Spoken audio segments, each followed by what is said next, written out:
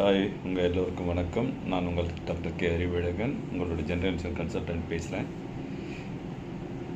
நேற்று ஒரு health insurance பற்றி ஒரு வீடியோ போட்டிருந்தேன், நல்ல லைக் வந்தது. ஸோ ஜனங்களுக்கு ஹெல்த் இன்சூரன்ஸ் மேலே ஒரு அவேர்னஸ் வேணும், தேவைப்படுதுன்னு நினைக்கிறேன். ஸோ அதனால் இனி ஒரு 10 to 15 videos, short videos or shorts போடலான்னு இருக்கேன். இது கண்டிப்பாக உங்களுக்கு ஹெல்ப்ஃபுல்லாக இருக்கும். நிறைய உங்கள் டவுட்ஸ் எல்லாம் கிளியர் பண்ணும். சரி, நம்ம ஹெல்த் இன்சூரன்ஸ்னால் ரெண்டு விதமான ஹெல்த் இன்சூரன்ஸ் இருக்குது. ஒன்று கிளைமேட் பாலிசிஸ், இன்னொன்று பெனிஃபிட் பாலிசி. என்ன அது கிளைமேட் பாலிசிஸ்? கிளைமேட் பாலிசி ஒன்றுமே இல்லைங்க. நீங்கள் ஒரு பாலிசி எடுக்கிறீங்க, அந்த பாலிசி எடுத்தோடனே உங்களுக்கு உடம்பு சரியில்லாத போகணும், இல்லை ஒரு சின்ன ஆக்சிடென்ட் எது ஒன்று ஆகணும், அதை போய்ட்டு அதற்குரிய ட்ரீட்மெண்ட் நம்ம ஹாஸ்பிட்டலில் போய் எடுத்திருக்கோம். எய்தர் ரீஎம்பர்ஸ்மெண்ட் பேசிஸ்லோ இல்லை கேஷ்லெஸ் ஃபெசிலிட்டி பேஸ்லோ எடுத்துருக்கோம், இல்லைங்களா?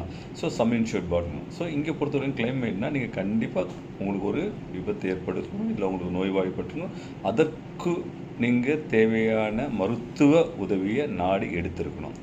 அந்த பில்ஸ் எல்லாம் நீங்கள் கொடுத்த ப்ராடு சப்மிட் பண்ண போட ரீஎம்பர்ஸ்மெண்ட் பேஸில் உங்களுக்கு கொடுத்துருவாங்க. இல்லை கேஷ்லெஸ் ஃபெசிலிட்டி வச்சுருந்தீங்கன்னாக்கா ஸோ உங்களுக்கு டைரெக்டாக without payment off or even little payment நீங்கள் வெளியே வந்துடலாம்.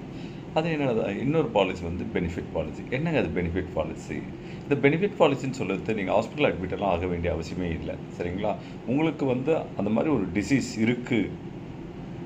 இருக்குன்னு தெரிஞ்சாவே உங்களுக்கு வித்தவுட் ஹாஸ்பிட்டலைசேஷன் கிளைம் உங்களுக்கு ஃபுல்லாக கொடுத்தோம். இப்போ பார்த்துங்க, அது எல்லா விதமான டிசீஸ்க்கும் வராது. மேஜர் டிசீஸ், அதாவது life threatening disease, heart attack, bypass, so money இது இருக்குது. அந்த மாதிரி டிசீஸ்க்கு ஒரு 20 டிசீஸ் இருக்குது. அந்த டிசீஸில் நீங்கள் முதலே பாலிசி எடுத்துருந்தீங்கன்னாக்கா அந்த டிசீஸ் பாலிசி எடுக்கும்போது அந்த டிசீஸ் உங்களுக்கு இருக்கக்கூடாது. இந்த பாலிசி எடுத்தது நாள்லேருந்து ஒரு 30 நாளைக்கு அதுக்கப்புறம் அந்த டிசீஸ் ஆன்செட் ஆகணும். ஆன்செட் ஆகி கண்டிப்பாக நீங்கள் 2 மாதம் உயிரோடு இருக்கணும். அந்த பாலிசி எடுத்தோம்னா 2 மாதம் உயிரோடு இருந்தாருனாக்கா நீங்கள் அதை ப்ரூவ் பண்ணிட்டீங்கனாக்கா உங்கள் இன்சூரன்ஸ் கம்பெனி சொல்கிற டாக்டர்கிட்ட போய் அவர் கன்ஃபார்ம் பண்ணி கொடுத்தாருனாக்கா நீங்கள் போய் இன்கேஸ் அந்த பர்டிகுலர் ஆள் 10 லட்ச ரூபாய்க்கு சம் இன்சூரன்ஸ் எடுத்துனாக்கா நீங்கள் ட்ரீட்மெண்ட் எடுக்கணும்னு அவசியமே இல்லைங்க. எந்த அவசியமே இல்லை. இந்த ஆன்செட் ஆன டிசீஸ் சர்டிஃபிகேஷன் இருந்தாவே போதும், இன்சூரன்ஸ் கம்பெனி உங்களுக்கு அந்த கிளைமை கொடுத்துருவோம். ஸோ இதுதான் டிஃப்ரென்ஸு.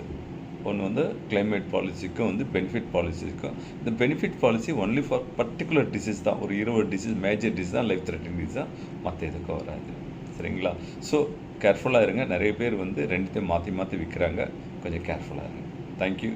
இன்னொரு வீடியோவில் இன்னும் கொஞ்சம் டீட்டெயிலில் பார்க்கலாம். தேங்க்ஸ் ஃப்ரெண்ட்ஸ், ஆதரவு கொடுத்ததுக்கு நன்றி.